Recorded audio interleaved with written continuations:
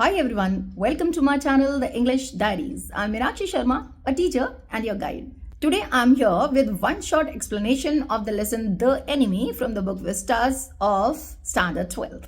As the lesson is too long to go for line by line explanation, so I have decided to give you one short explanation. You would have gone through many of my videos that I have uploaded on my channel, and I'm quite sure that you have comprehended the lesson well. Somehow, if those videos have helped you to comprehend the lesson well, I would like to request you to like, subscribe and share the videos. Thereby, I'll get encouraged to upload further videos to help you out. Thank you. So, without any further ado, let's get into the lesson. ये जो lesson है anime, इसमें जो characters हैं उसमें सबसे पहले doctor Sadao जो इस लेसन के प्रोटैगनिस्ट हैं, जो मेन कैरेक्टर हैं, ये जापानीज डॉक्टर हैं। और फिर इसके बाद सडाओस फादर जो एक डिवोटेड फादर हैं और ग्रेट पैट्रियट भी हैं। Patriot means who loves his country very much, ठीक है। और इसके बाद हाना है जो सडाओ की वाइफ है। फिर दो बच्चे हैं सडाओ के, यानी ये एक फैमिली मैन है। यूमी जो केयर टेकर है चिल्ड्रन की, नानी भी कह सकते हैं इसे। और एक ओल्ड गार्डनर है जो काफी ओल्ड हाउस हेल्प है। एक और हाउस हेल्प है यहाँ जो कुक है। इसके बाद टाकिमा है जो ओल्ड जनरल है। और एक और कैरेक्टर है टॉम, जिसका काफी इंपॉर्टेंट रोल है इस स्टोरी में, जो अमेरिकन प्रिजनर ऑफ वॉर है। POW means prisoner of war. ये अमेरिकन है टॉम, ठीक है। और ये सारे के सारे ये जापानीज है, right. Now let's proceed on to the story. Story की जो सेटिंग है वो सेकेंड वर्ल्ड वॉर के दौरान है, जिसमें सभी जानते हैं कि अमेरिका और जापान ये एक दूसरे के दुश्मन थे, ठीक है। ये एनिमीज थे। क्या होता है कि एक अमेरिकन प्रिजनर बहते हुए ये शोर पे आ जाता है और ये डॉक्टर सडाओ के एग्जैक्टली घर के बाहर होता है। अब डॉक्टर सडाओ को इसे ट्रीट करना चाहिए या इसे हैंड ओवर कर देना चाहिए आर्मी को, that will see in the lesson. Story कुछ यूं स्टार्ट होती है। ये जो डॉक्टर सडाओ हैं ये जापानीज डॉक्टर थे।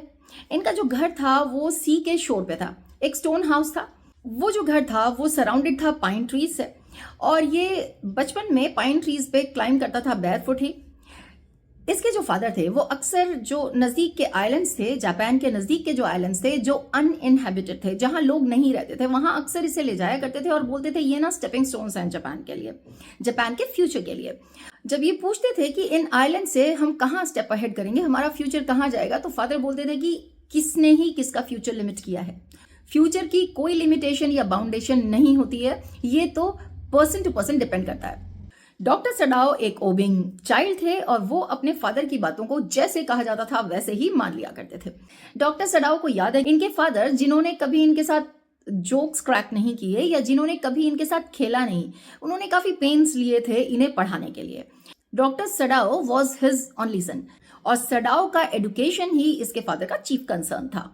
इसीलिए सडाओ को उसके फादर ने 22 की एज में ही अमेरिका सेंड कर दिया था, जिससे वो वहां जाके मेडिसिन और सर्जरी के बारे में पढ़ पाए। उनका सपना था कि जब उनका बेटा आए तो यहाँ बहुत ही फेमस सर्जन बन के आए, और ऐसा हुआ भी। जब वो वापस आए 30 की एज में, जब तक इसके फादर थे तो वो काफी फेमस सर्जन और साइंटिस्ट बन चुके थे। अब साइंटिस्ट कैसे बन चुके थे? क्योंकि वो एक ऐसी मेडिसिन पे काम कर रहे थे जो वुंड्स को सही करती, बिल्कुल क्लियर मीन्स उस दवाई के बाद कुछ भी स्कार स्किन पे नहीं दिखते, तो वो उस मेडिसिन पे काम कर रहे थे। अब ड्यूरिंग वर्ल्ड वॉर सेकेंड हर एक डॉक्टर को सेंड किया गया था वॉर के लिए ट्रूप्स के साथ, क्योंकि वहां जरूरत होती।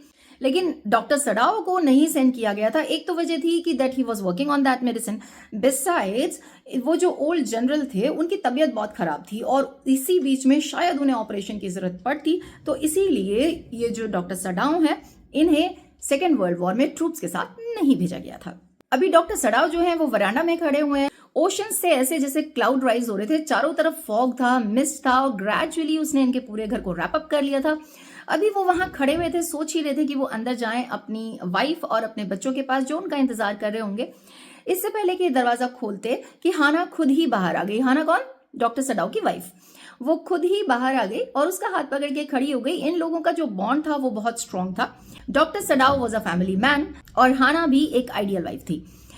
अभी हाना के बारे में बताते हैं। ये हाना को अमेरिका में मिले थे और फर्स्ट साइट में ही इन्हें हाना बहुत पसंद आई थी, लेकिन उससे प्रपोज करने के पहले, before falling in love with हर, इन्होंने ये कंफर्म करना चाहा कि वो जापानीज हो। क्योंकि इन्हें पता था कि अगर वो जापानीज नहीं होगी तो फादर इन्हें अलाउ नहीं करेंगे उससे शादी करने के लिए।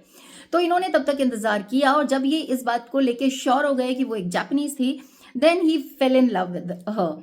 और बता रहे हैं कि किस तरीके से वो फर्स्ट टाइम हाना को मिले थे। बहुत ही कैजुअल वे था। इनका एक प्रोफेसर था जो फॉरेन स्टूडेंट्स को एंटरटेन किया करते थे। दो वो बोरिंग थे, फिर भी बहुत काइंड थे फॉरेन स्टूडेंट्स के लिए, लेकिन ये वहां जाना नहीं चाहता था। एक तो वो जो रूम थे वो बहुत स्मॉल थे, खाना बहुत अच्छा नहीं बनता था, और उनकी जो वाइफ थी, प्रोफेसर की वाइफ, वो बहुत ज्यादा वॉल्यूबल थी, बहुत ज्यादा टॉकेटिव थी। तो इनका जाने का मूड बिल्कुल भी नहीं था। By chance, for no reason, इन्होंने किसी तरीके से हाँ कर दिया था और वहां इन्हें हाना मिली थी। और फिर इसके बाद इन्होंने ऐसे नहीं कि जल्दी जल्दी में वहां हीडलेसली शादी कर लियो, नहीं, ये वापस जापान आए, फादर ने इन्हें परमिट किया और जो ओल्ड जापानीज वे थे उसी हिसाब से इन्होंने शादी की थी। और अब ये कपल बहुत खुश था, दोनों की लाइफ बहुत अच्छी चल रही थी। As I earlier told you, Hana और डॉक्टर सडाओ दोनों एक दूसरे के लिए कमिटेड थे और बहुत ज्यादा लविंग थे। अब ये मोमेंट था जब ये वहां वरांडा में खड़े ही थे कि इन्हें लगता है कि शायद कोई ओशन से बाहर आ रहा है। उसकी एक इमेज बनती है फॉग के थ्रू और इन्हें लगता है कि ये कोई ह्यूमन बीइंग है। वो स्टैगर करता हुआ अभी बाहर आ ही रहा था कि फिर से वो जो फॉग था, वो जो मिस्ट था, उसने कवर कर लिया। अब जब उसे फॉग ने हाइड कर लिया तो इन लोगों ने थोड़ा सा लीन करके देखा वरांडा से, वो क्रॉल करते हुए बाहर आ रहा था। इन्हें लगा कि फिशरमैन होगा, आसपास के जो विलेजेस थे वहां से वॉश होता हुआ शोर की तरफ आ गया होगा। लेकिन वो जो विलेजेस थे वो 2 to 3 माइल्स दूर थे और यहाँ तो बिल्कुल ही बैर था, बिल्कुल अलोन था, कोई और था नहीं। तो वो जो साइड में सर्फ था, सर्फ क्या होता है बेटा, जो इकट्ठे वो जो फोम इकट्ठा हो जाता है ना लहरों की वजह से, जो साइड में वहां वो जो स्टोन्स थे वो स्पाइक्ड थे, मतलब वो नुकीले थे बहुत ज्यादा, तो वो बहुत ज्यादा हार्मफुल थे। हाउसओएवर ये जो बंदा था ये यहाँ सेफली पहुंच चुका था।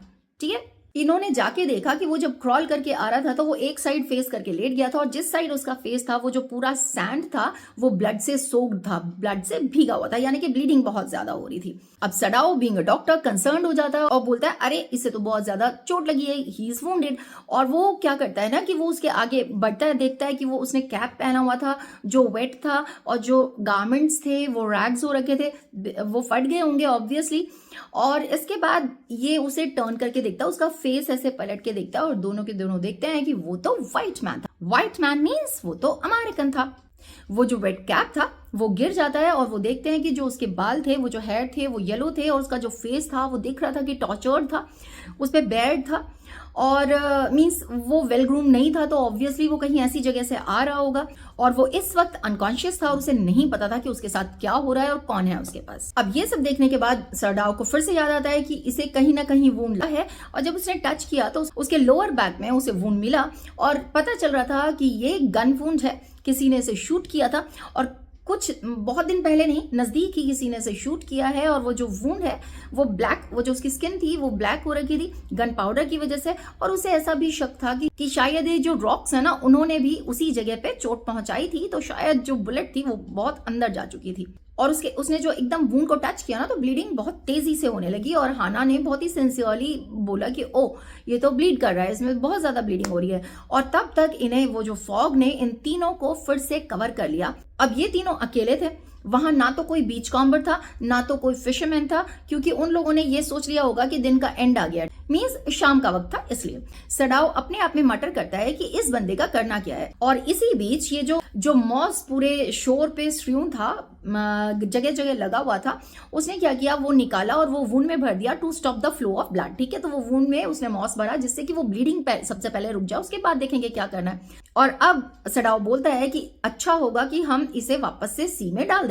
और आना बोलती है यही अच्छा होगा, क्यों, क्योंकि अगर हम इसे घर में लेके जाते हैं, शेल्टर देते हैं, तो हम लोग अरेस्ट हो जाएंगे, क्योंकि किसी एनिमी को शेल्टर देना तो अगेंस्ट द लॉ हो गया। और दूसरा जो केस है, इन केस इन्होंने हैंड ओवर किया आर्मी को तो उसकी डेथ निश्चित थी। ठीक है, तो इसलिए ये दोनों डिसाइड करते हैं कि चलो इसे सी में डाल देते हैं। अब इस डिस्कशन के बाद हाना बोलती है कि सबसे काइंड चीज ये होगी कि हम इसे सी में डाल देते हैं। और ये बहुत ही रिपल्शन से, मतलब बहुत ही डिस्गस्ट से उस इनर्ट से फिगर को देख रहे थे। इनर्ट मीन जो मतलब जो मूव करने के लायक नहीं था, ये जो बॉडी थी उसकी, जो अमेरिकन प्रिजनर की थी, उसे बोल रहे इनर्ट फिगर। तो उसे इनकी हिम्मत नहीं हो रही थी वापस डालने की, लेकिन कह यही रहे थे कि ये काइंडेस्ट थिंग होगी। दोनों के दोनों सोच सेम रहे थे, लेकिन उनका एक्शन उनके वर्ड्स के हिसाब से नहीं था, वो काम नहीं कर रहे थे। फाइनली हाना इससे पूछती है कि एक बार देखो तो कि ये है कौन। तो उन्होंने वो जो बैटर्ड जो स्पॉइल्ड कैप था ना वो उठाया और उसमें देखा तो वो लिखा हुआ था यूएस नेवी। तो यानी कि वो एक सेलर था यूएस नेवी का और वो बेसिकली प्रिजनर ऑफ वॉर था। वो वहां से एस्केप होके आया होगा, तब उसे उन्होंने शूट करने की कोशिश की थी, तब इसलिए ये वुंडेड था। नाउ हाना सडाओ को बोलती है कि चलो इसे सी में वापस से फेंक देते हैं। तो हम सडाओ बोलता है कि मैं तो कर लूंगा, क्या तुम करोगे? तो हाना बोल रही है कि नहीं, तुम अकेले ही उसे थ्रो कर दो सी में। अब फाइनली ये दोनों डिसाइड करते हैं, क्योंकि इन दोनों में से किसी की हिम्मत नहीं हो रही थी। तो डॉक्टर सडाओ कह रहे हैं कि अगर ये वुंडेड नहीं होता, होल होता, तो मैं ऑब्वियसली इसे हैंड ओवर कर देता आदमी को। क्यों? क्योंकि आई केयर फॉर नथिंग। वो अमेरिकन हमारे एनिमी है, तो हम सभी के एनिमी है, तो मुझे कोई फर्क नहीं पड़ता कि इसके साथ क्या होता है। और ये भी बोल रहा है कि कैसी बेवकूफ सी शक्ल भी है इसकी, लेकिन अभी क्योंकि वो वुंडेड है तो यानी कि वो समझ में आ रहा है कि वो हेजिटेट कर रहा है उसे सी में फेंकने के लिए, वो उसे ट्रीट करना चाह रहा है। तो हाना बोलती है कि ठीक है, हमारे पास एक ही ऑप्शन है कि हम इसे अपने घर में शेल्टर देंगे। लेकिन इसके बाद सडाओ इंक्वायर करता है कि तो फिर सर्वेंट्स का क्या करेंगे? और हाना उसे बोलती है कि सर्वेंट्स को बता दिया जाएगा एग्जैक्टली वो जो हम करने वाले हैं, कि एक बार हम इसे ट्रीट कर दें, फर्स्ट एड दे दें, तो हम इसे हैंड ओवर कर देंगे ऑफिशियल्स को, और ऐसा ही हम करने वाले हैं। वो डॉक्टर सडाओ को पूछती है कि ऐसा ही हम करने वाले हैं ना, तुम्हें मेरे बारे में और बच्चों के बारे में सोचना होगा, क्योंकि अगर हम ऐसा नहीं करेंगे तो यू विल गेट अरेस्टेड और इससे हमें प्रॉब्लम होगी। और सडाओ अपना कंसेंट देता है, बोलता है exactly that's what we are going to do, right. इसके बाद ये दोनों इसे लिफ्ट अप करते हैं और इसे पैसेज के थ्रू एक रूम में लेके जाते हैं। अब होता क्या है कि जो सडाओ के फादर का बेडरूम था, वो उसमें इसे लेके जाते हैं ट्रीट करने के लिए। सडाओ के फादर का जो बेडरूम था, उसे खुश करने के लिए इन्होंने उस रूम में सारी चीजें जापानीज रखी हुई थी, राइट। अभी इसे वो लोग वहां फ्लोर पे लेटाते हैं और ये सोचती है कि इस एक क्विल्ट लाके इसके ऊपर डाल देती हूँ, पर वो थोड़ी सी हेजिटेट होती है। क्यों? क्योंकि वो बहुत डर्टी था। तो उसने डॉक्टर सडाओ को बोला कि ये तो बहुत डर्टी है। तो उसने कहा हाँ, इसे वॉश करना होगा, तुम थोड़ा सा वार्म वाटर मेरे लिए ले आओ और मैं इसे वॉश कर दूंगा। लेकिन ये जो हाना है, ये बिल्कुल भी इस फेवर में नहीं थी कि उनके हस्बैंड एक अमेरिकन प्रिजनर को टच करें और उसे वॉश करें। तो हाना ने बोला कि छोड़ दो, मैं यूमी को बोल देती हूँ, वो लेके आएगी और वो वॉश कर देगी। तो अभी डॉक्टर सडाओ बोलते हैं कि ठीक है, तुम यूमी को बता दो, मैं बाकी के सर्वेंट्स को बता देता हूँ। और इन बिटवीन मीनवाइल वो एक बार चेक करते हैं इसकी पल्स और इसका हार्ट रेट भी। पल्स दो बहुत फीबल थी, बहुत वीक थी, बहुत कम थी, लेकिन थी, और हार्ट भी अभी तक अलाइव था। तो इसके बाद ये चेक करने के बाद ये बोलता है कि अगर ऑपरेशन नहीं किया गया तो इसकी डेथ हो जाएगी। और हाना बोलती है कि ऑपरेशन नहीं करना है, इसे तुम्हें नहीं बचाना है, अगर ये बच गया तो ठीक है, तो हमारे लिए और ज्यादा प्रॉब्लम हो जाएगी। तो डॉक्टर सडाओ कहते हैं इन केस ये ऑपरेशन में भी मर गया तो। और हाना को पूरा भरोसा था कि एक बार उसके हस्बैंड ने कोई केस अपने हाथ में लिया है तो वो पेशेंट को मरने तो नहीं देगा, इसलिए वो डाउटफुल थी। स्टिल वो सडाओ को फॉलो करते हुए रूम से बाहर चली जाती है, क्योंकि वो नहीं चाहती थी कि सडाओ के जाने के बाद वो अमेरिकन प्रिजनर के साथ वहां अकेली रहे। ठीक है, इसके बाद ये नर्सरी में जाती है यूमी से मिलने के लिए। यूमी जो बच्चों की केयर टेकर है, यूमी अभी बच्चों को सुलाने में लगी हुई थी। ठीक है, तो वो यूमी को मोशन मींस जेस्चर्स से बताती है कि मेरे साथ आओ। अब वहां वो थोड़ी देर उसे रुकना पड़ता है। अब जब वो बच्चों को सुलाने के बाद यूमी के साथ किचन में जाती है तो उसे वहां बाकी के 2 हाउस हेल्प मिलते हैं। कौन कौन? गार्डनर और कुक। अब वो दोनों बहुत ज्यादा डरे हुए उसे दिखते हैं और गार्डनर बोलता है, वो जो ओल्ड गार्डनर था वो बोलता है कि ये जो हमारे मास्टर ने किया है ना, ये उन्हें नहीं करना चाहिए था। वो बंदा जिसे पहले गन ने मारने की कोशिश की और फिर उसके बाद उसे सी ने पकड़ लिया और अपने रॉक से उसे हर्ट करने की कोशिश की, उसे मारने की कोशिश की, ऐसे बंदे को डॉक्टर सडाओ को नहीं बचाना चाहिए था। क्योंकि अगर वो अब उसे हील करने की कोशिश करेंगे, ट्रीट करने की कोशिश करेंगे, तो वो जो गन है और वो जो सी है वो रिटेलिएट करेगा, रिवेंज लेगा। और हाना भी बहुत ही कर्टियसली उससे बोलती है कि ठीक है, आप जो भी कह रहे हैं मैं डॉक्टर सडाओ को बता दूंगी। वो भी बहुत ज्यादा डरी हुई थी। द सुपरस्टिशियस तो वो नहीं थी, लेकिन उसे ये समझ में नहीं आ रहा था कि किसी भी एनिमी को सेव करना क्या किसी भी तरीके से सही है। और ये सब सोचने के बावजूद भी उसने क्या किया, यूमी को बोला कि थोड़ा सा वार्म वाटर लेके मेरे साथ चलो।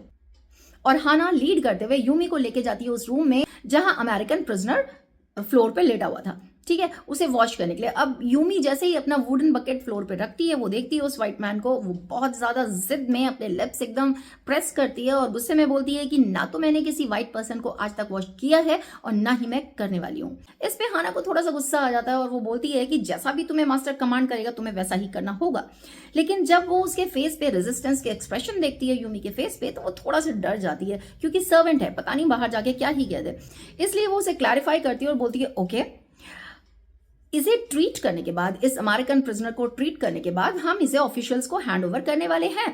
ऐसा नहीं कि हम इसे घर पे शेल्टर दे रहे हैं या हम इसे बचाने वाले हैं।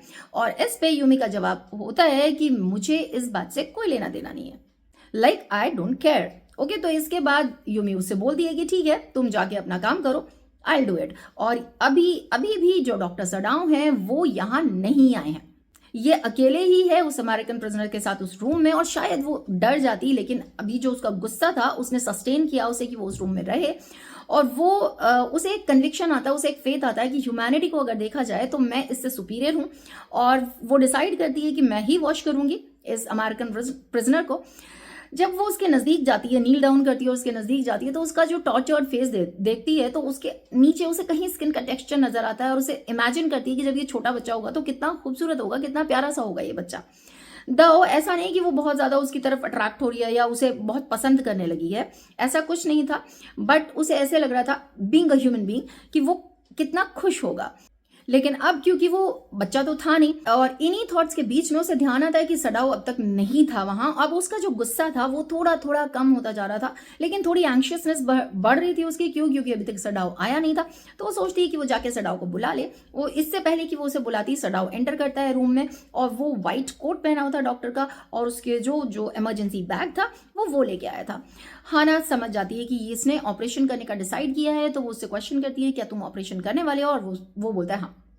और उसके बाद वो फ्लोर पे एक टाल डालता है और अपने इंस्ट्रूमेंट्स उस पर रख देता है। अब डॉक्टर सडाओ रूम में आके इसे बोलते हैं कि तुम ऐसा करो, टाल्स लेके आओ। ये अलमीरा से टाल्स निकाल के लाती है और मीन टाइम इसका ध्यान जाता है कि वो उतने कॉस्टली मैट्स पे उसे नीचे डाला हुआ है, फ्लोर पे डाला हुआ है, तो वो जो मैट है वो खराब ना हो जाए क्योंकि वो बहुत ज्यादा एक्सपेंसिव है। तो वो सोचती है कि बाहर से जो मॉस है, जो ग्रास है वो ले आती है, वो नीचे लगा देगी तो वो ब्लड स्टेन मैट्स पे नहीं आएगा और मैट्स बच जाएंगे। लेकिन जब तक वो ग्रास लेके आती है, मॉस लेके आती है, वो नोटिस करती है कि मैट ऑलरेडी खराब हो चुके थे, वो ब्लड से पूरे सोख हो चुके थे। ओके, और वहां ये जो डॉक्टर सडाओ हैं वो जो ऑपोजिट साइड से वॉश नहीं कर पाई थी, उसकी इतनी हिम्मत नहीं हो रही थी कि वो टर्न कर सके सडाओ को जब वो वॉश कर रही थी, तो दूसरे साइड से डॉक्टर सडाओ खुद वॉश कर रहे थे। और यहाँ ये उसे इन्फॉर्म करती है कि यूमी ने इसे वॉश नहीं किया है। डॉक्टर सडाओ बिना बहुत ज्यादा ध्यान दिए उससे पूछते हैं अच्छा तो तुमने किया है, क्योंकि वो बहुत ज्यादा एब्जॉर्ब थे, वो कट कर रहे थे, वो देखना चाह रहे थे कि वो बुलेट है कहाँ, क्योंकि ऑपरेशन की तैयारी कर रहे थे। और इस बीच में वो बोलते हैं कि तुम्हें एनेस्थीसिया देना होगा। हाना को एनेस्थीसिया देना नहीं आता था, इसलिए वो बोलती है कि मुझे नहीं आता है, तो थोड़ा सा इम्पेशेंटली बोलता है कि बहुत ईजी है। अभी हाना वही थी कि वो जो मॉस का पैकिंग इसने उसके वूंड में डाला था वो ये निकालता है और ब्लीडिंग बहुत तेजी से स्टार्ट हो जाती है। वो अपने फिंगर्स से चेक करता है कि वो बुलेट है कहाँ, तो उसे मिल जाता है और वो बोलता है कि बुलेट अभी भी बॉडी में है और अगर बहुत ज्यादा डीप नहीं हुई तो बहुत ईजी होगा इसे निकालना। लेकिन जो ब्लीडिंग थी वो सुपरफिशियल नहीं थी क्योंकि ब्लड बहुत ज्यादा लूज कर चुका था वो पेशेंट। और इस बीच में हाना चोक्ड अप हो जाती है क्योंकि ये फर्स्ट टाइम था कि वो विटनेस कर रही थी कि किसी का ऑपरेशन उसके सामने हो रहा है, तो बट ऑब्वियस था उसका रिएक्शन। लेकिन जब डॉक्टर सडाओ का ध्यान गया हाना पे, उसका पेल फेस उन्होंने देखा सल्फर के कलर का, तो उन्होंने कहा कि अभी अनकॉन्शियस मत होना, अभी फेंट मत होना, क्योंकि इन केस अभी मुझे ये पेशेंट को छोड़ना पड़ा तुम्हें देखने के लिए तो इसकी डेथ हो जाएगी। तो वो हाना क्या करती है कि she clapped her hands on her mouth, तो वो फेस पे अपने हाथ रखती है और बाहर जाती है और वहां से ना थोड़ा उल्टी जैसी आवाज इसे आती है, रचिंग मीन्स उल्टी जैसी इसे आवाज आती है डॉक्टर सडाओ को। तो पहले तो ये सोचते हैं कि ठीक है थोड़ा बहुत पेट से कुछ निकलेगा तो पेट ठीक हो जाएगा, लेकिन फिर इन्हें ये बहुत ज्यादा अनॉयड हो जाते हैं इस पेशेंट पे। क्योंकि इसकी वजह से ये अपनी वाइफ का ध्यान नहीं दे पा रहे हैं, वो बहुत ज्यादा केयरिंग थे अपनी वाइफ के लिए, तो ये बहुत ज्यादा ना अब थोड़े से क्रूल हो जाते हैं। और जब वो ग्रोन करता है तो उससे बोलता है चिल्लाओ, जो करना है करो, क्योंकि मैं तुम्हें ये अपने अच्छे के लिए नहीं कर रहा हूं। और इतने में हाना वापस आती है और उससे पूछती है कि एनेस्थीसिया है कहाँ, तो वो हाथ के इशारे से बताता है कि एनेस्थीसिया वहां है। तो जब ये बताता है कि एनेस्थीसिया है कहाँ, तो वो बॉटल और कॉटन लेके यहाँ आ जाती है और बोलती है अभी करना क्या है इसका। तो डॉक्टर सडाओ बोलते हैं कि इसे थॉरोली सोक कर लो, इसे भिगो लो पूरी तरीके से, और जब ये बैडली इनहेल करेगा तब वो उसके नॉस्ट्रल पे रख देना, ठीक है। तो वो ऐसा ही करती है, वो उसके पास आती है और जब उसका वो टॉर्चर्ड फेस देखती है तो उसे याद आता है, ऐसे र्यूमर्स आते हैं और इन्हें लोग कॉन्ट्रडिक्ट कर देते हैं कि हमारी जो आर्मीज है, मीन्स जापानीज आर्मीज भी क्रूअल हैं दूसरे कंट्री के लोगों के लिए। लेकिन जो प्रिवेलेंट थॉट्स थे, जो ऐसा कहा जाता था कि जापानीज आर्मी हर जगह वेलकम किया जाता है उसका और बहुत ज्यादा उसे पसंद किया जाता है लोगों के द्वारा क्योंकि वो बहुत अच्छे हैं बिहेवियर में, ठीक है। लेकिन वो जनरल टाकिमा के बारे में उसने सुना था जो घर में अपनी वाइफ को बहुत मारता था, ठीक है, बहुत ज्यादा क्रूअल था उसके साथ। लेकिन क्योंकि वो बैटल ऑफ मंचूरिया जीत चुका था और काफी उसने जो बैटल्स थे वो जीते थे, तो कोई भी उसके अगेंस्ट कुछ बोलता नहीं था। तो उसका थॉट ऐसा था कि जो अपनी वाइफ के लिए इतना क्रूअल है, वो ऐसे प्रिजनर ऑफ वॉर्स के लिए क्या क्रूअल नहीं होगा। फिर वो बस प्रे करती है कि इसके साथ इतना बुरा ना हुआ हो, इसे किसी ने टॉर्चर ना किया हो। और तभी उसे उसके कान के नीचे गले पे स्कार्स नजर आते हैं, रेड स्कार्स नजर आते हैं और वो बोलती है ये स्कार्स क्या है। लेकिन डॉक्टर सडाओ कोई जवाब नहीं देते हैं। क्यों? क्योंकि अचानक से उनका जो इंस्ट्रूमेंट है वो किसी मेटल पे हिट हुआ था, यानी कि उन्हें बुलेट मिल गई थी और वो बहुत ज्यादा खुश थे क्योंकि वही तो उन्हें चाहिए था, उन्हें बेसिकली बुलेट निकालनी थी। डॉक्टर सडाओ इसलिए ऐसा कर पाए क्योंकि वो ह्यूमन बॉडी के एवरी एटम को बहुत अच्छी तरह से फेमिलियर थे और ऐसा इनके एनाटॉमी ऑफिसर कहा भी करते थे कि अगर ह्यूमन बॉडी को लेके इग्नोरेंस है किसी सर्जन में तो वो उसका सिन है, पाप है वो।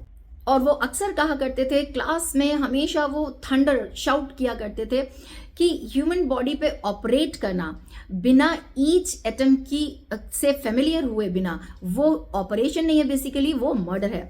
तो ये यहाँ सक्सेसफुल हुए ये देखने में कि बुलेट कहाँ थी और ये बहुत खुश थे और इनके मुंह से निकला कि माय फ्रेंड किडनी के एकदम नजदीक नहीं है तो किडनी हर्ट नहीं है तो हमारे लिए अच्छा रहेगा और तुम्हारे लिए सेफ है और हम आराम से इसे निकाल सकते हैं, means the patient will get well definitely, ठीक है। सो ही वॉज वेरी हैप्पी। और जब वो अपने काम में लगे रहते थे तो वो अक्सर भूल जाया करते थे कि वो किससे ऑपरेट करें। तो इस वक्त भी वो भूल गए थे कि वो एनिमी को सेव करें, तो इसलिए उनके मुंह से क्या निकला, माय फ्रेंड।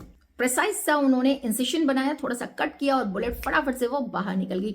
दो ये जो पेशेंट था ये थोड़ा सा इसने ग्रोन किया, अनकॉन्शियस स्टेज में ही था और फिर वो बोलता है कि मेरे गट्स का प्रॉब्लम है, मीन्स उसके स्टमक में बहुत प्रॉब्लम है, वो दर्द हो रहा होगा उस बुलेट की वजह से। और जब वो चिल्ला रहा था कि मेरे पेट में बहुत दर्द हो रहा है तो फिर से दो सडाओ से टच नहीं करना चाहते थे, फिर भी उसे पल्स उसका चेक करना था, तो इसलिए इन्होंने उसका पल्स चेक किया। पल्स दो फेंट था बट था, तो ये एनफ था इस डॉक्टर को होप देने के लिए। और इन्होंने यहाँ हाना को बोला कि इससे ज्यादा एनेस्थीसिया नहीं देना है। इसके बाद ये फटाफट से टर्न हुए और इन्होंने एक इंजेक्शन का वायल निकाला और इंजेक्शन निकाला, उसमें से दवाई निकाली और इसे जैब दे दिया, ठीक है। उसके बाद इन्होंने फिर से पल्स चेक किया तो वो हल्का हल्का एक दो बार उसने फ्लटर किया और ग्रेजुअली वो स्ट्रांग हो गया, यानी कि अब वो आउट ऑफ डेंजर था वो जो पेशेंट था। अब इसके बाद जब यंग मैन जागा, बहुत वीक था और उसकी जो ब्लू आंखें थी वो बहुत ज्यादा डरी हुई थी, वो इतना ज्यादा टेरिफाइड था कि यहाँ आके हाना को सॉरी बोलना पड़ा और उसे बोलना पड़ा कि डरने की कोई जरूरत नहीं है, तुम यहाँ हो, सेफ हो। और वो उसे खुद ही सर्व भी करती है और जब वो उससे बात करती है तो ये अमेरिकन प्रिजनर बोलता है कि तुम इंग्लिश कैसे बोल लेती हो, तब ये इसे बताती है कि मैं अमेरिका में कुछ दिन रही हूँ। दो वो उसे पसंद नहीं करती थी, फिर भी ये यहाँ उसे कंसोल करती है कि you will get well soon. और अब जब सडाओ थर्ड डे, ऑपरेशन के थर्ड डे एंटर करता है तो वो देखता है कि ये जो अमेरिकन प्रिजनर है ये बैठने की कोशिश कर रहा है, ये एफर्ट्स की वजह से वाइट हो रहे हैं फेस, तो वो थोड़ा सा उसे डांटता है कि अगर इतने एफर्ट्स लगाओगे अभी से तो यू विल डाई डेफिनेटली। और इसके बाद वो थोड़ा सा फोर्सफुली जेंटली उसे लेटने के लिए बोलता है और वहां से चला जाता है। इसके बाद अमेरिकन प्रिजनर सडाओ से पूछता है कि what was he going to do with him, और उसने कहा कि ऑब्वियसली क्योंकि तुम हमारे एनिमी हो तो हम तुम्हें हैंड ओवर करेंगे पुलिस को। और वो देखता है कि ये जो अमेरिकन प्रिजनर था ये कुछ बोलने वाला था, तो सडाओ बोलता है कि नाम भी मत बताना जब तक पूछा ना जाए। क्यों? क्योंकि वो नहीं चाहता था उससे फैमिलियर होना, ठीक है। और इसके बाद जब ये बाहर जाता है तो देखता है कि हाना बहुत ज्यादा चिंता में थी और वो बताती है कि यूमी और बाकी के जो दोनों सर्वेंट्स हैं उन्होंने ऐसा कहा है कि अगर अमेरिकन मैन को यहाँ शेल्टर दिया गया तो वो ज्यादा दिन इस घर में स्टे नहीं कर पाएंगे। और उन्हें ऐसा भी लगता है कि क्योंकि हम कुछ दिन अमेरिका में रह के आए हैं तो हमें उनसे अटैचमेंट है, इसलिए हमने उसे सेव किया है। तो डॉक्टर सडाओ ने कहा कि ऐसा कुछ भी नहीं है। वो थोड़े से तेज आवाज में बोले और बोले कि क्योंकि मैं प्रोफेशनल हूँ, क्योंकि मैं डॉक्टर हूँ और मुझे ऐसा बताया गया है कि अगर कोई किसी को मैं बचा सकता हूँ तो मैं उसे बचाऊंगा, अदरवाइज जैसे अमेरिकन सबके एनिमी है मेरे भी एनिमी है। लेकिन इसके बाद ये जो हाना है वो बोलती है कि ये सब सर्वेंट्स तो नहीं समझ पाएंगे और सडाओ बोलते हैं हाँ। इसके बाद हाउस होल्ड जैसे खींच के चल रहा था, चलता ही रहा। जो सर्वेंट्स थे वो कर्टियस तो थे लेकिन थोड़े थोड़े इनडिफरेंट हो चुके थे इन दोनों की तरफ, थोड़ा सा कोल्ड आइज थी इनकी तरफ, ठीक है। इमोशंस थोड़े से कम हो गए थे। और अब वो अब गार्डनर के बारे में बोल रहे हैं कि वो बोल रहे हैं कि हमारे जो मास्टर हैं, जो डॉक्टर सडाव हैं, उन्हें पता होना चाहिए था कि वो क्या कर रहे हैं। ये जो ओल्ड गार्डनर है ये तब से यहाँ काम कर रहा है जब से सडाव बहुत छोटा था। इसने वहाँ वेलवेट ग्रास सारे में लगाई थी। वेलवेट ग्रास बहुत ज्यादा डेलिकेट होती है, उस पर कोई सूखी पत्ती गिर जाती है तो वो उतनी जगह से वो सूख जाती है, तो ये बहुत ज्यादा केयरिंग था उस ग्रास को लेके। और क्योंकि इतने सालों से इसने काम किया था तो ये थोड़ा सा अटैच था डॉक्टर सडाव से। तो ये बोल रहा है कि हमारे मास्टर को पता होना चाहिए कि वो क्या कर रहे हैं। जो बंदा ऑलरेडी मरने ही जा रहा था तो उसे इजीली छोड़ा जा सकता था, उसे सिर्फ वहीं छोड़ देते तो वो ब्लीडिंग तो हो ही रही थी, तो ब्लीडिंग होते होते वो अपने आप मर जाता, लेकिन इन्होंने ऐसा नहीं किया। और वो जो कुक थी वो थोड़ा हेटफुल मैनर में डॉक्टर सडाव के लिए बोलती है कि इन्हें पता होना चाहिए था, इन्हें इतना घमंड हो गया अपने ऊपर कि ये तो ना किसी को भी बचा सकते हैं, इसलिए इन्होंने उसे बचाया है। और यूमी भी बोलती है कि एटलीस्ट उन्हें बच्चों के बारे में तो सोचना चाहिए था, अगर उन्हें एज अ ट्रेटर पनिश किया जाता है तो बच्चों का और हाना का क्या होगा। और ये जो तीनों बात कर रहे थे, ऐसा नहीं था कि ये कुछ छुपा के बोल रहे थे, ये लोग सामने से बात कर रहे थे, ठीक है। इन्हें कोई डर नहीं था, ये चाह रहे थे कि हाना ये सब सुने। हाना ने ये सब सुना और उसे भी थोड़ा सा खराब लग रहा था, उसे समझ में नहीं आ रहा था कि क्या था वो जो ये बचाने में इंटरेस्टेड थे इस अमेरिकन प्रिजनर को। नहीं तो जहां तक पसंद की बात है तो वो उसे बिल्कुल पसंद नहीं करते थे। और उसे याद आ रहा है कि कल रात उसने कोशिश की थी, उसने बताया था कि उसका नाम टॉम है, तो इसने बहुत दूर से बहू किया था, इसने बहुत ज्यादा इंटरेस्ट नहीं दिखाया था। दो इसे अमेरिकन प्रिजनर की आंखों में कहीं हर्ट नजर आया था, बट इसने पैचअप करने की कोशिश नहीं की थी, तो इसलिए ये पसंद नहीं करती थी। स्टिल इन्होंने उसे बचाया था। और इस मॉर्निंग जब सडाव ने चेक किया कि ये जो अमेरिकन प्रिजनर है ये सही हो जाएगा, तो सडाव ने एक लेटर लिखा अथॉरिटीज के लिए कि 21 फेब में एक American prisoner he washed away to the shore near my house. बस इतना लिख के उसने वो हाफ लेटर लिख के छोड़ दिया था और ड्रॉर में डाल दिया था। इसी इंसिडेंट के ठीक एक हफ्ते बाद दो हैपनिंग्स हुई इनके घर में। फर्स्ट ऑफ ऑल, जब ये सुबह उठी तो इसने देखा कि जो सर्वेंट्स थे वो जाने के लिए तैयार थे, उन्होंने अपना पूरा सामान अपने हैंकीज में बांध लिया था। जब ये सुबह उठी इसने देखा कि कुछ भी नहीं हो रखा था, पूरा मेस हो रखा था, घर साफ नहीं था, कुछ प्रिपेयर्ड नहीं था, तो ये समझ गई थी कि क्या होने वाला है।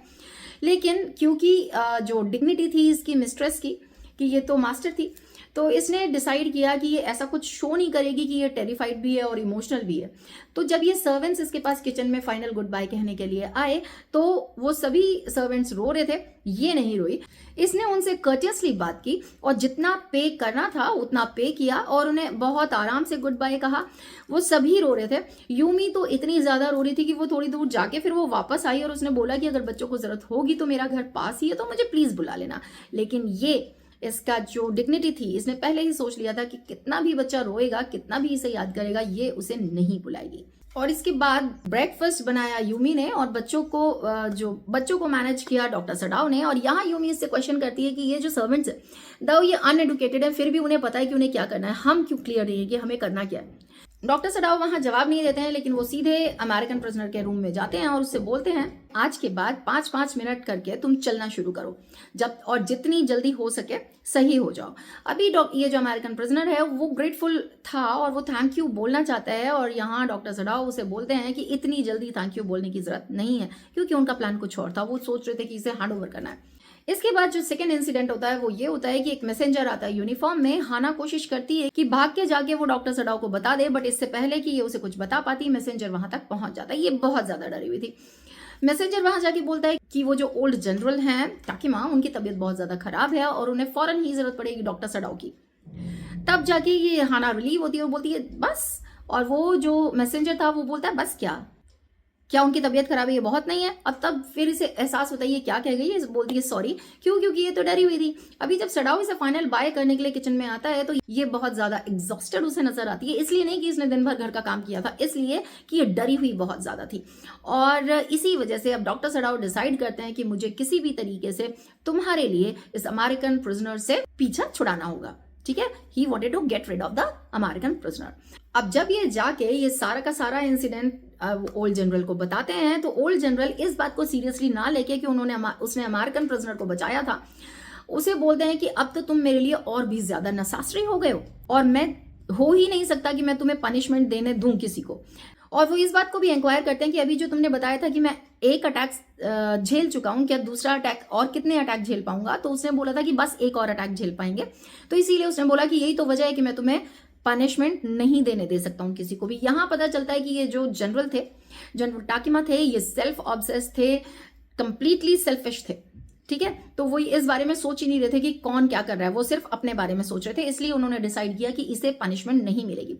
और इसे वो बताते हैं कि क्योंकि और तो कुछ किया नहीं जा सकता, तो वो बोलते हैं कि मैं किसी भी दिन तुम्हारे घर कुछ प्राइवेट असासिन्स भेजूंगा और वो इतने स्किल्ड है ना कि वो जाएंगे और इंटरनल ब्लीडिंग करा के उसे मार देंगे, किसी को पता भी नहीं चलेगा, सबको लगेगा कि वो खुद से मर गया। डॉक्टर सडाओ कंसेंट दे देते हैं, बस उससे उतना कहते हैं वो जो गार्डन की तरफ जो विंडो है ना वो खुली रखना। तो डॉक्टर सडाओ बोलते हैं वो तो जनरली खुली रहती है, वो अमेरिकन प्रिजनर वाले जो रूम की विंडो है वो खुली रहती है। अब ये कह के ये वापस आ जाते हैं और फिर जस्टिफाई करते हैं कि प्राइवेट असासन्स का होना जनरल्स के साथ जरूरी है क्योंकि बहुत सारे मैटर्स से डील करना पड़ता है इन्हें। और ये इसके बाद डिसाइड करता है कि इसमें से हाना को कुछ भी नहीं बताने वाला है क्योंकि हाना बहुत ज्यादा डर जाएगी। घर पहुंचता है तो ये उस अमेरिकन प्रिजनर को अटेंड करने के लिए जाता है। वो बहुत ज्यादा खुश था, वो कह रहा था मैं गार्डन में जाने के लिए तैयार हूं। दो ये मना करता है और फिर वो बोलता है बस थोड़े से मसल स्टिफ हैं और ये कब तक ठीक होंगे। तो वो खुद ही से मटर करता है कि इन सब का जुगाड़ तो मैं कर चुका हूँ। क्यों? क्योंकि वो तो वहां बोल आया था ना, असैसिन्स आने वाले थे। हाउसएवर यहाँ ये जो टॉम है अमेरिकन प्रिजनर है, ये तारीफ करता है, बोलता है कि अगर आप जैसे सारे जापानीज होते, मीन्स अगर आप नहीं होते तो मैं जिंदा नहीं होता, और अगर आप जैसे सारे जापानीज होते तो अमेरिका और जापान की लड़ाई कभी नहीं होती। सडाओ वहां से चुपचाप चले जाते हैं। फर्स्ट नाइट वो ठीक से सो नहीं पाते हैं क्योंकि वो इंतजार कर रहे थे असैसिन्स आएंगे। बाहर से थोड़ा भी कोई ब्रांच वगैरह गिरने की आवाज आ रही थी तो इन्हें लग रहा था कि असैसिन्स आए हैं, ठीक है। लेकिन जब वो सुबह जाते हैं तो वहां वो आराम से सोया हुआ था, कोई नहीं, कुछ नहीं हुआ था उसे। फिर वो सोचते हैं okay may be second night may be the night. अब वो सेकेंड नाइट वो सोते हैं, बारिश हो रही थी, थोड़ी थोड़ी आवाजें आ रही थी और हाना की भी आंख खुलती है, लेकिन वो हाना को वहां जाने नहीं देते हैं। क्यों? क्योंकि उन्हें लगता है कि असैसिन्स आ गए होंगे। लेकिन जब वो सेकेंड नाइट के बाद उस रूम में जाते हैं तब भी वो देखते हैं कि वो तो बच्चा तो हेल्दी है, अमेरिकन प्रिजनर तो हेल्दी है। उन्होंने सोचा होगा कि आज और रात में इंतजार करना होगा, और ये दोनों रातें वो साउंड स्लीप नहीं ले पाए थे, वो बहुत ज्यादा डिस्टर्ब थे, एंग्जाइटी में थे, स्ट्रेस में थे, स्ट्रेन में थे, ठीक है। वो थर्ड नाइट आती है। थर्ड नाइट में ना सिर्फ स्ट्रॉन्ग विंड्स थे बट बारिश भी हो रही थी, बहुत ज्यादा बारिश हो रही थी, ईज ड्रॉपिंग वगैरह की आवाज आ रही थी। और ये उस दिन थोड़ा सा आराम से सोया, लेकिन बहुत तेज क्रैश की आवाज आई और बच्चा रोने लगा। हाना की भी आंख खुल गई और हाना चिल्ला के जाने लगी कि क्या हुआ, और इसने उसका हाथ पकड़ लिया क्योंकि वो डर गया था। उसे लगा कि शायद असैसिन्स आ चुके हैं। तो अपने हस्बैंड को डरे हुए देख के हाना भी बहुत ज्यादा डर जाती है। हाउसएवर लेटा ये लोग सो जाते हैं। अब जब सुबह देखता है तो वो अभी भी सही था अमेरिकन प्रिजनर।